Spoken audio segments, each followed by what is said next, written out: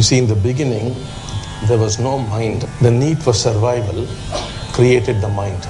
Like you have to develop a fight or a flight response in order to survive, and you need a computer to handle that. And that's when the mind emerged. And the mind, in order to survive, has to keep going. It has to be continuously engaged in the activity of becoming. I am poor, I must become rich. There is becoming. I am not famous, I must become famous. There is becoming.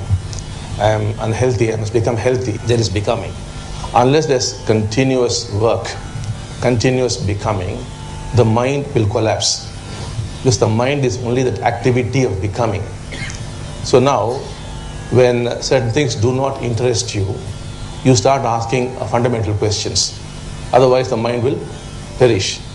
So you must ask such questions where you cannot find the answers. So, who am I? Really, you can't find the answer for that through the mind. And who created God? Is there a God or not? When did this universe begin? Or how big the universe is? Or who created God? These are irrelevant questions. But then they have no answers. And since they have no answers, throughout your life or throughout your lives, you can go on seeking the answers. What happened to the Buddha? He had everything in life. He was a prince. He had 750 dancing girls to entertain him. He had 3 palaces. Yet after his child was born, he left all that and went away. Because there's nothing for him to seek. Therefore, the fundamental question the Buddha was grappling with was, what is the ultimate truth? That was the whole thing. And what did the Buddha discover? He discovered that there's no such thing as the ultimate truth. That was his enlightenment. So, you raise these questions in order to survive, in order that the mind survives. For example, the question, who am I? Who are you? Who are you? Because all of you must be asking at some time the question, who am I? You are the Atman?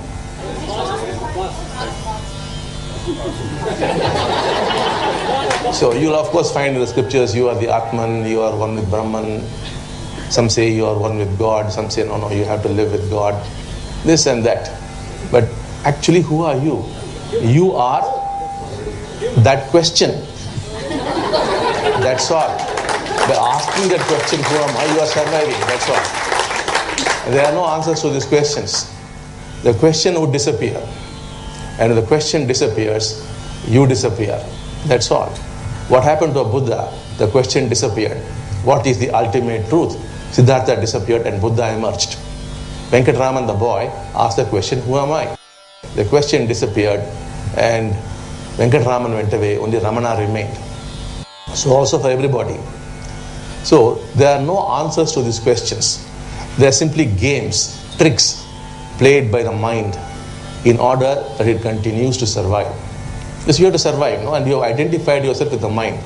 But there are people who take no recourse to the mind. The mind comes in when required. Otherwise, there is no mind. When you are eating, you are thinking about something else. When you are eating, you should eat. When you are drinking, you should drink. When you are relating to your wife, you must just relate to her in the moment. Whereas you think of what she did yesterday, what she will do tomorrow. These are the mind's games. And therefore, you do not ever relate to your wife, to your child, to anybody for that matter, because the mind is all the time interfering and distorting what is happening. Images come in. When you freshly got married, there are not many images. But then very quickly images come in. They come in from society, from your parents, from everywhere. And through those images, you look at your wife. A beautiful relationship often gets destroyed the moment marriage takes place. Most of you are aware of it. But now, it's put into a framework called marriage. The father-in-law comes in, the mother-in-law comes in, everybody comes in, your friends come in, and it's a totally different image. And then the people don't relate. The images start relating to each other. When images relate, there's no life in it. Why is there no life in you? You think you're living? No. You are just managing to exist. That's all. You are great escape artists. All of you have an MBA in the art of managing suffering. So cleverly you are managing a little bit in family, little bit in money, little bit in fame, little bit here, little bit there. It's good. I'm not saying don't do these things. I'm saying for heaven's sake, do all these things. There's nothing that you can do. And thus you're escaping every moment from what is going on. If you're drinking coffee, that's what is going on at that moment. If you will not escape from that act by thinking about something, you will know what it is to enjoy coffee. Then you are equal to a Buddha. When the Buddha was first asked after his enlightenment, how do you feel, sir, now? And the Buddha said, when I'm eating a tangerine, I'm eating a tangerine. That is, just only doing that. The mind was switched off. Only people in whom the mind has been switched off, where thought has ceased, only they can say, I am living. Because what is thought? Thought is the flow of memory. And what is memory? Memory is always of yesterday. And what is yesterday is always dead. So death is flowing through you. That's all. And if you are to die to the past, that is real death. You come alive. You are alive to the moment. It could be eating a chili, a masala vada, or a dosa, or watching a movie, or relating to your wife, whatever act you're involved in. You're really involved in it. That is when you start living. And you don't live. We are not saying give this up or give that up. No. We are just telling you experience reality as it is. That is when you are fully evolved as a human being. That is the purpose of existence, the purpose of living. But you are just living simply because you are afraid to die. Deep inside, there's nothing but fear. Go inside, layer after layer after layer. There's only fear at the core of your being. The fear which the mind has projected. And all the time you're escaping from that. Otherwise there's no meaning to your life. Every pursuit of yours is an escape from that core fear. And of course, how you would escape is determined by the program. That's what your lives are all about. And what we are trying to do is to move you from existing to living. Once you start living, you're a happy human being. If people in the world are happy, it'll be a happy world, isn't it? Can a happy human being harm others? He cannot. Only an unhappy human being who has pain inside himself could possibly harm another. Otherwise, you just cannot harm another person if you're happy. And the people all over the world become happy, it'll become a happy world. And that is heaven on earth.